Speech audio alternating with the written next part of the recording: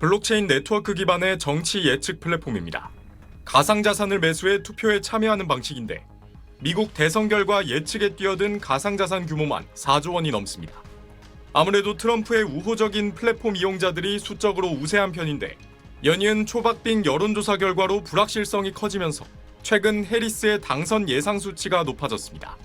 그러자 지난달 29일 7개월 만에 1억 원 선을 돌파하며 급등했던 비트코인 가격이 다시 급락하며 출렁였습니다. 비트코인을 전략자산으로 비축하겠다며 가상자산 친화 공약을 내건 트럼프의 당선 가능성과 비트코인이 연동해서 움직이는 겁니다. 지난 7월 트럼프 총기 피습 후 비트코인이 급등한 것도 같은 배경입니다. 트럼프가 퍼스트 액션을 했고 공약이 상대적으로 구체적이다 보니까 트럼프가 당선되는 게 더 좋다는 기대가 있고 현물 ETF 편입 후 기관 등의 수요가 꾸준히 유입된 것도 영향을 미쳤습니다. 그 비트코인의 흐름 자체가 사실은 상승하고 있는 흐름이었다. 이제 시기적으로 대선이 잘 맞아 떨어져가지고 이제 그 영향이 좀 상대적으로 커 보일 뿐이다. 이렇게.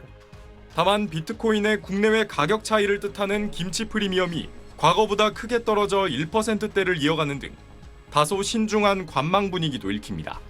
결국 미대선 전으로 변동성은 더 커질 수밖에 없는데 대선 결과에 따라 전 세계 시가총액 3위 마이크로소프트가 다음 달 주총에서 비트코인 투자를 단행할지가 가상자산 시장에선 또 다른 큰 관심사입니다.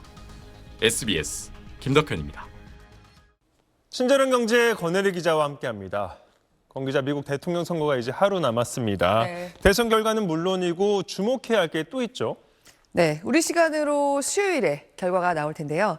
대통령이 누가 되느냐뿐만 아니라 의회 선거 결과도 주목됩니다. 미국은 국회가 둘로 나뉘어져 있죠. 이 두 개의 의회 모두 우리의 총선과 비슷한 선거를 대선과 함께 치릅니다. 그래서 대통령만 볼 게 아니라 지금 구도에서는 모두 4개의 시나리오에 대비해야 한다. 이렇게 얘기하는데요. 누가 대통령이 되든 의회 권력은 분산이 좀 되는 게 우리에겐 더 좋을 거다. 이렇게 보고 있습니다. 아무래도 극단적인 정책은 잘 안 나오는 환경이 된다는 거죠. 일단 트럼프 전 대통령이 재집권에 성공하고 미국 의회의 상원과 하원 모두 공화당이 다수당이 되는 경우에는 전 세계적으로 보호무역 기조가 제일 짙어질 수 있고요. 수출 기반의 경제인 우리나라에도 여러 가지 대비가 필요한 상황들이 가장 많이 생길 수 있다고 봅니다.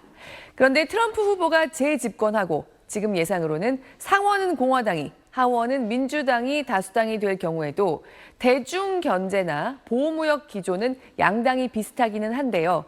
그래도 전 세계 보편 관세 같은 정책을 추진하는 데 있어서는 하원에서 저지할 방법을 찾으려고 할 거다. 이렇게 기대해 볼 수 있습니다. 반대로 이른바 블루 스윕, 해리스 부통령이 당선되고 민주당이 상하원을 모두 장악하는 시나리오도 있습니다. 근데 이거는 사실 가능성이 거의 없다고 점쳐지고요. 해리스가 당선은 되지만 의회는 양분될 경우, 이 경우가 지난 4년간 우리가 아는 바이든 정부의 연장선상으로 흘러갈 겁니다. 네, 세계 경제에 영향을 주는 일정이 이번 주에 많네요. 네. 금요일에는 이 회의를 눈여겨봐야겠습니다. 네, 우리 시간으로 금요일 새벽에 미국의 중앙은행인 연방준비제도의 통화정책회의 결과가 나옵니다. 이번 회의에서도 미국은 기준금리를 0.25%포인트 내릴 걸로 전망되고 있기는 합니다. 그런데 대선 이틀 뒤에 바로 이 회의 결과가 나오기 때문에 아무리 연준이 독립적인 기관이라고는 하지만 어느 정도 변수를 각오해야 할 수 있다고 보고요. 특히 최근에 발표된 경제지표 결과들이 대체로 미국의 경기가 여전히 꽤 괜찮다는 분위기라서요.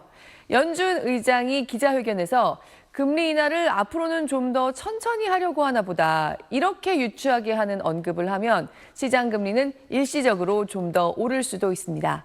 그리고 최근에 트럼프 전 대통령의 당선 가능성이 크다는 분위기에 앞으로 물가와 금리가 동시에 오르는 환경이 될 거란 우려가 커지면서 시장 금리가 오히려 상승세였습니다. 금리 인하기라고 하는데 정작 시장 금리는 그 반대인 거죠. 그러니까 트럼프 당선 시에는 일시적으로 금리가 위로 튈 가능성이 큽니다. 트럼프 전 대통령의 당선이 확실할 경우에는 일시적으로 1달러당 1,400원을 돌파할 가능성도 크고요. 해리스가 당선될 경우엔 환율이 그보다 훅 낮아질 수 있다는 관측이 나옵니다. 단기적으로는 이렇게 될 것 같고 그 후에는 시장 상황에 맞춰서 또 달라지겠지만요. 또 하나, 만약에 대선 결과가 빨리 결정되지 않고 질질 끌 경우에도 금융시장이 당분간 혼란할 수 있습니다.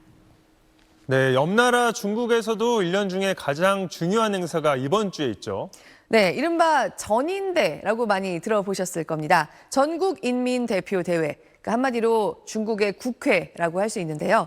이 전인대의 상무위원회가 오늘부터 일주일 동안 열립니다. 네, 최근에 중국 정부가 전보다 더 파격적인 부양책을 발표해 왔습니다. 네, 전에는 부양책을 내기는 했는데 돈을 좀 푸는 듯 하다가도 주저하는 면들이 있었습니다. 지방정부들의 빚이 너무 많고 부실이 심각한데 돈을 막 풀 수가 없다는 거였죠.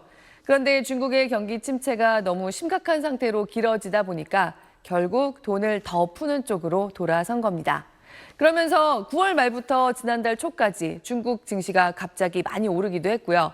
우리의 중국 수출도 좀 더 잘 될 가능성이 있다는 분위기가 됐습니다. 이 부양책을 이번 주에 전인대 상무위원회에서 어떻게 확정 지을지 이게 나오는데요. 여기에도 역시 미 대선이 걸려 있습니다.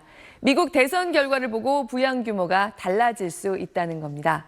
특히 트럼프 전 대통령이 당선될 경우에는 아무래도 쏟아붓는 돈의 크기가 더 커질 걸로 예상됩니다. 해리스 부통령이 당선될 경우엔 지금 시장이 기대하는 것보다 좀 적어질 가능성도 있는 걸로 봅니다. 네, 이번 주 중요한 경제 소식들 친절한 경제에서 잘 짚어주시죠. 네. 잘 들었습니다.